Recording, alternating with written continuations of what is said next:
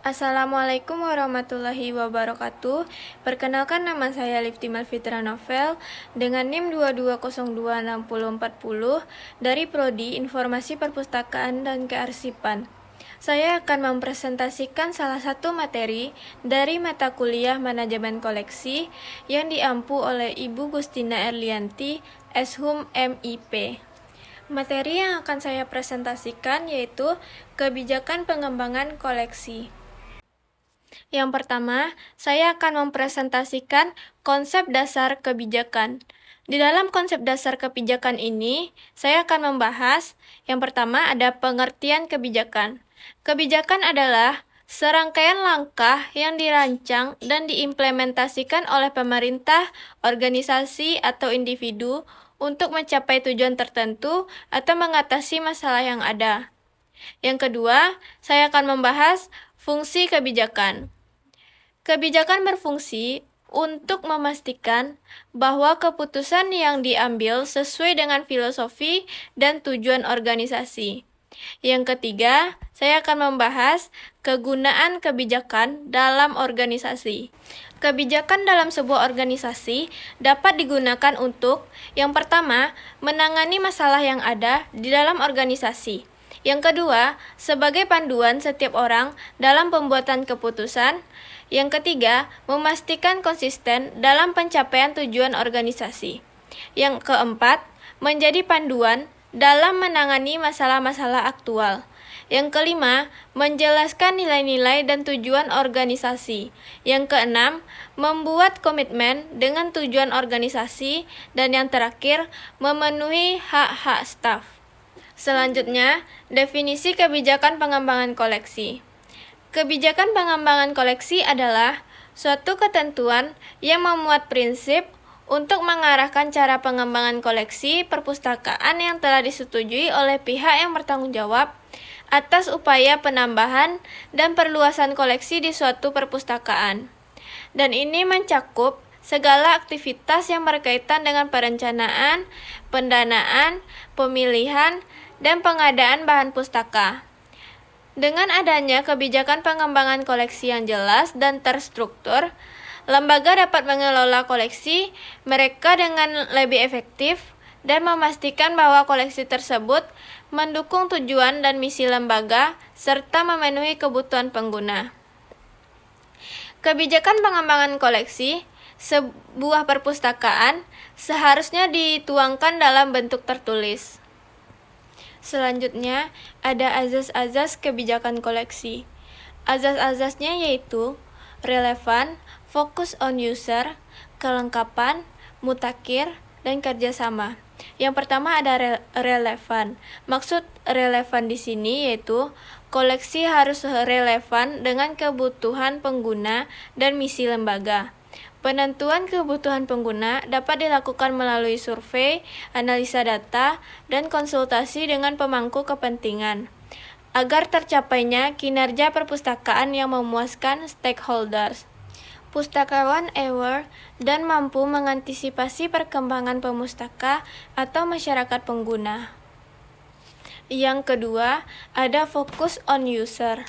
Maksud fokus on user di sini adalah kebijakan pengembangan koleksi yang berfokus pada pengguna, yaitu pendekatan yang berpusat pada kebutuhan dan preferensi pengguna dalam memperluas dan memperbarui koleksi suatu lembaga perpustakaan. Di sini, pustakawan mampu membaca kebutuhan berbagai kelompok pemustaka dalam populasi yang dilayani. Ketiga, kelengkapan. Maksud kelengkapan di sini, koleksi perpustakaan harus lengkap terkait dengan kebutuhan pemustaka.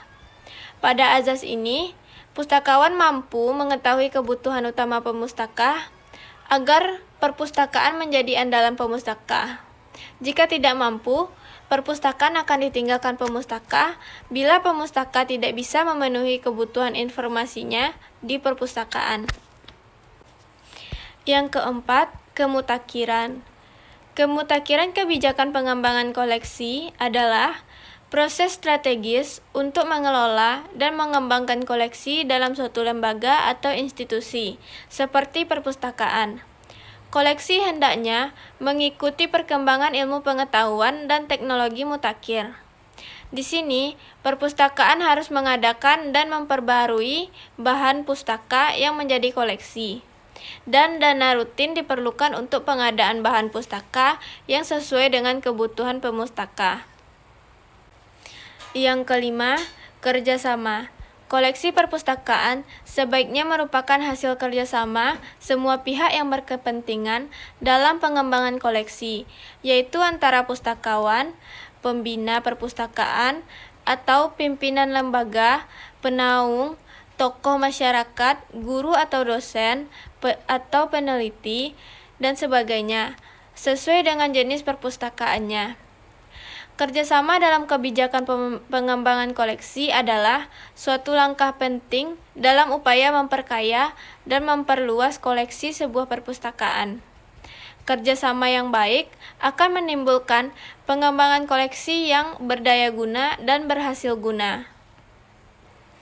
Informasi utama dalam merancang kebijakan pengembangan koleksi.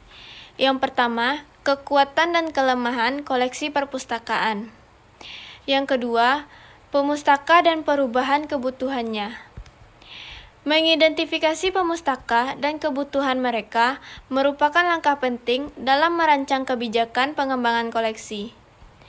Pertimbangkan profil pemustaka seperti usia, pendidikan, minat, dan preferensi mereka terkait jenis materi yang mereka cari. Melakukan survei, wawancara, atau analisis data pengguna perpustakaan dapat membantu mendapatkan pemahaman yang lebih baik tentang kebutuhan dan preferensi pemustaka. Yang ketiga, sumber-sumber informasi lainnya. Selain koleksi internal perpustakaan, memanfaatkan sumber-sumber informasi eksternal juga penting dalam merancang kebijakan pengembangan koleksi. Misalnya, dapat memanfaatkan sumber-sumber informasi digital, berbasis data, jaringan perpustakaan, atau kemitraan dengan institusi atau organisasi lain. Menjalin kerjasama dengan penerbit, penulis, atau penyedia konten lainnya juga dapat membantu memperoleh akses ke materi baru dan langka. Menggabungkan informasi-informasi ini dapat membantu perpustakaan dalam merancang kebijakan yang tepat dalam pengembangan koleksi mereka. Penting untuk mempertimbangkan kebutuhan pemustaka, tren, dan perkembangan terbaru, serta sumber-sumber informasi yang tersedia untuk memastikan koleksi perpustakaan tetap relevan dan bervariasi. Selanjutnya, fungsi kebijakan pengembangan koleksi. Yang pertama, ada fungsi perencanaan. Kebijakan pengembangan koleksi perpustakaan berfungsi sebagai alat perencanaan yang penting. Dalam hal ini, kebijakan tersebut membantu perpustakaan dalam merencanakan pengembangan koleksi mereka secara sistematis. Fungsi perencanaan ini mencakup penentuan sasaran, tujuan, dan strategi pengembangan koleksi yang akan dilakukan oleh perpustakaan. Dengan adanya kebijakan ini, perpustakaan dapat mengidentifikasi kebutuhan pengguna, menentukan fokus koleksi, dan mengatur alokasi sumber daya yang tepat untuk pengembangan koleksi. Yang kedua, ada fungsi komunikasi internal. Kebijakan pengembangan koleksi juga berfungsi sebagai alat komunikasi internal di antara staf perpustakaan. Kebijakan ini memberikan kerangka kerja yang jelas kepada staf tentang bagaimana mengembangkan dan mengelola koleksi perpustakaan. Komunikasi internal yang efektif tentang kebijakan ini membantu memastikan konsistensi dan koherensi dalam upaya pengembangan koleksi. Yang ketiga, fungsi komunikasi eksternal. Kebijakan pengembangan koleksi juga memiliki fungsi komunikasi eksternal, yaitu berfungsi sebagai sarana untuk berkomunikasi dengan pemangku kepentingan eksternal perpustakaan. Kebijakan ini memberikan panduan dan informasi kepada pemustaka, mitra kerja, donatur, dan masyarakat umum mengenai pendekatan yang digunakan perpustakaan dalam mengembangkan koleksi. Selanjutnya, manfaat kebijakan pengembangan koleksi. Yang pertama, dapat meningkatkan akses informasi. Yang kedua, dapat mendukung pembelajaran dan pendidikan. Yang ketiga, dapat melestarikan warisan budaya. Yang keempat, menyediakan sumber rujukan. Yang kelima, mendorong inovasi dan kreativitas. Yang keenam, menjaga relevansi. Selanjutnya, isi kebijakan pengembangan koleksi. Yang pertama, penjelasan mengenai siapa yang bertanggung jawab atas pengelolaan perpustakaan dan siapa yang diberi wewenang untuk seleksi.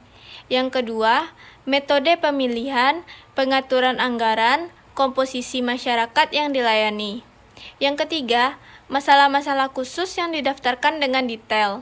Yang keempat, penjelasan mengenai komposisi koleksi yang akan dikembangkan dibagi atas subjek dan keterangan mengenai skala prioritas. Yang kelima, jenis bahan pustaka beserta definisi tiap jenis dan kategorinya. Yang keenam, hadiah dan cara penanganannya. Yang ketujuh, pinjam antar perpustakaan, jaringan, dan bentuk kerjasama lain yang berpengaruh terhadap perkembangan koleksi. Yang kedelapan, kriteria dan tata cara penyiangan. Yang kesembilan, perpustakaan terhadap. Yang ke-8, kriteria dan tata cara penyiangan. Yang ke-9, sikap perpustakaan terhadap sensor dan masalah lain yang berkaitan dengan intellectual freedom. Sekian presentasi dari materi kebijakan pengembangan koleksi dari saya. Assalamualaikum warahmatullahi wabarakatuh.